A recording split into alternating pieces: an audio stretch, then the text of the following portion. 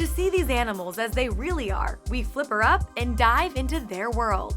Almost immediately, our new dolphin friends check us out. They are naturally curious. It's part of the dolphin's makeup.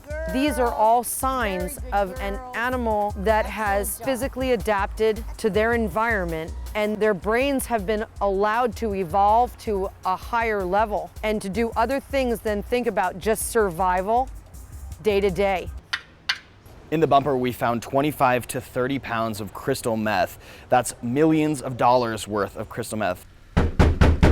Police, come to the door! We have a warrant! We're seeing an increase in Mexican-produced opium. And Mexico is just the latest example. Ever since the war on drugs was declared here back in 2006, what can only be described as an epidemic of violence has been unleashed. Today, information about the killings is still blocked in China, and journalists aren't allowed to report freely in the square. When we tried to film there, police quickly spotted our cameraman, but left me alone with a cell phone. So this is one of the challenges of trying to film in Tiananmen Square. We have journalist visas, we're here with a translator, but Demetrius is over here talking to the police, and they just don't want any videos or pictures of Tiananmen, even to this day. Organized almost entirely online through social media, hundreds of young people gathered to speak out about the shooting death of 18-year-old Michael Brown.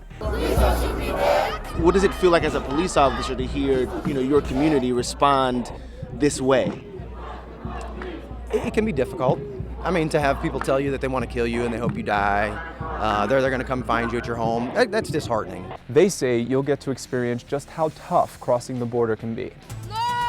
A lo mejor en la vida real es muy difícil, es muy feo. Y solamente tratamos de hacer esto para que así la gente no siga emigrando.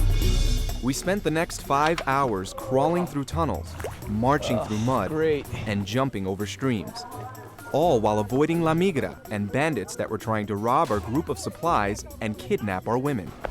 The journey was long and difficult. Some were lost along the way. SWAT Valley! At that time, I had only two options. One was to remain silent, not to speak, and then wait to be killed. And then the second was to speak up and then be killed. And I chose the second one because I did not want to live in that situation of terrorism, and I wanted to see peace, and I wanted to go back to school. This is what's left of Kirsten Braceland's neighborhood. It's just crazy. I don't even know, how do you even explain? I mean, I literally used to live right there, and then you just see it all gone. Being in there like that with the fire on top of you, the heat alone is crazy. Start on this side and move across.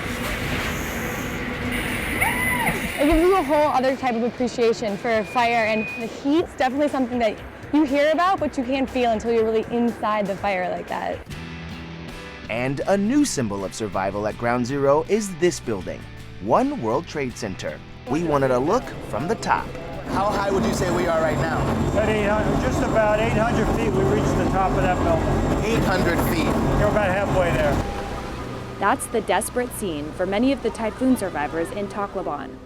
We're right by the Tacloban airport, and hundreds of people are just trying to find shelter wherever they can. This is actually where we slept last night, and we were pretty lucky because we had a real roof over our heads. It's mostly a military and international journalist room. And if you walk back here, this was like our little corner.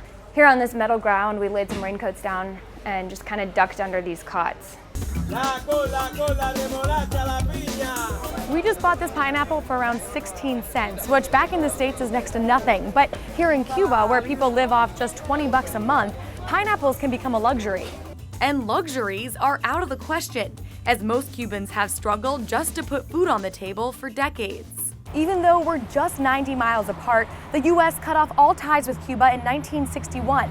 U.S. companies were not allowed to do business here, meaning no buying or selling of goods, and travel was nearly impossible. It was all meant to punish the country by hurting its economy, and it's been the longest standing embargo in modern history.